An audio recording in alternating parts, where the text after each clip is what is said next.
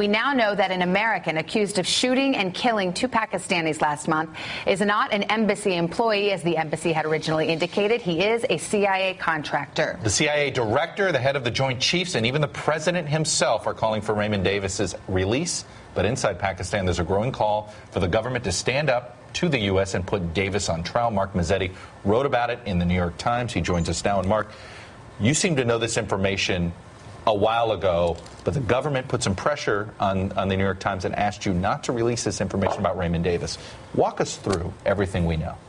Well, Ray Davis is as we said, a contractor for the CIA. He's a security guard working out of a safe house in northern Pakistan in Lahore with another number of other contractors who are protecting and supporting the sort of task force up in that area who are monitoring militant networks in northern Pakistan. And it's an area that the ISI, Pakistan Spy Service, is particularly concerned about because some of the militant groups that are operating in the area that the CIA is spying on actually have been supported by the ISI. So there's this spy versus spy element to it. And this is what's making it particularly dicey as the U.S. tries to get Raymond Davis out of Pakistani custody. Just in terms of over the last week or so, it was only on, I believe, Sunday when we were going to write the story that us and a number of other news outlets went to the Obama administration and said we were going to write this story. And they just asked for less than 24 hours to try to move him to a different place in Pakistan. Well, that raises a question. So the U.S. is able to move him to a different place in Pakistan? We're not sure whether they're putting pressure on the Pakistanis to move him. I'm not sure whether they were successful in doing so. He was in a jail cell in Lahore. And just so I understand it, because I remember reading this line in your piece that American officials had initially asked you to withhold this information about the fact that he works with the CIA and then lifted their request. On Sunday, as we said, we weren't the only ones who were working on the story. A number of U.S. news outlets were working on the story. And they said, give us a brief period of time. His life's in danger. And if we can pressure the Pakistanis to get him moved, that would help. Let's go to the story itself. Yeah. Raymond Davis supposedly killed two Pakistanis. What's not clear is were they members of the ISI, were they members of a militant group? You've seen two versions of this story. You've done this for a long time. What do you feel like is the best version of events that we know happened on the streets of Lahore? All we know at this point is that Davis killed 2 people on the streets of Lahore in a busy intersection on January 27th. That's undisputed fact. Undisputed. After that, an American SUV drives up to try to rescue Davis, and in the process kills a 3rd Pakistani. So that is bad enough. And then adding fuel to that fire, one of the widows of one of the victims actually committed suicide after that. So it is something that is, as you said, straining American relations with Pakistan. But getting to the bottom of it is still murky. Who the people who approached him on foot with guns drawn is unclear. The United States said it was a botched robbery attempt.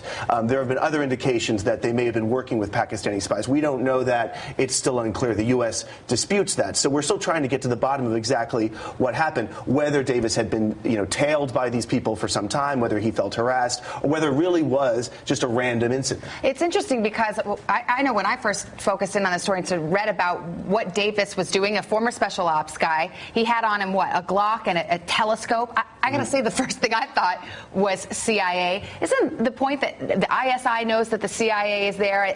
Everybody knows the spy games that are happening within Pakistan. You just don't want them to spill out into the public? Is that the issue? You certainly don't want it to spill out into the public. But even the activities that the CIA does in Pakistan are not all blessed by the ISI. Certainly, the drone campaign in the western mountains of Pakistan, to some extent, is blessed by the ISI because the people that are being killed are, in the views of the Pakistani government, enemies of Pakistan. However, when you go into Lahore, you go into Karachi, you go into Quetta, it's much trickier for the CIA to operate because it gets closer to home for the ISI. These are people that the ISI have worked with in the past, and so it's all in the shadows, but some things are sort of countenanced more than others. How common is it that in some of and particularly in some of these difficult, troubled spots, how common is it that they're basically CIA folks embedded in the State Department? Very common. I mean, the way the CIA has always operated over the decades is that their people operate in embassies under diplomatic cover, and that has given them a degree of immunity in case something like this happens. They can then get sort of spirited out of the country. What's happened since 9/11 is that the CIA has sort of moved out of embassies more, worked in these sort of different, rougher neighborhoods and places where diplomats don't normally go, because if the CIA is doing what it needs to be doing, which is sort of getting a handle on militant networks, they're not hanging out around the embassy, they're not hanging out at cocktail parties. So that's sort of how the CIA is transforming itself, and for good and for ill. And back to the Davis case itself, how are American officials trying to resolve this now that all this dirty laundry is out in the open? The Pakistanis are furious. They're facing enormous pressure from within.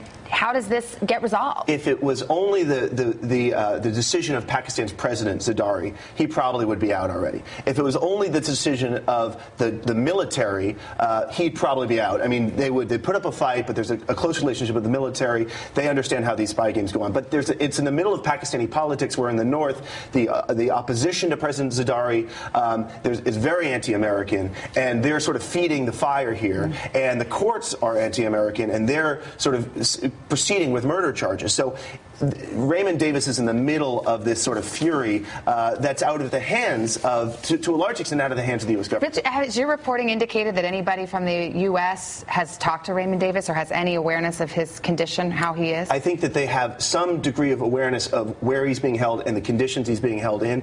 I don't know the sort of amount of direct contact they're having. All right, Mark Mazzetti of the New York Times, with what is on one hand, a fascinating spy novel story, but very serious business. Thank you.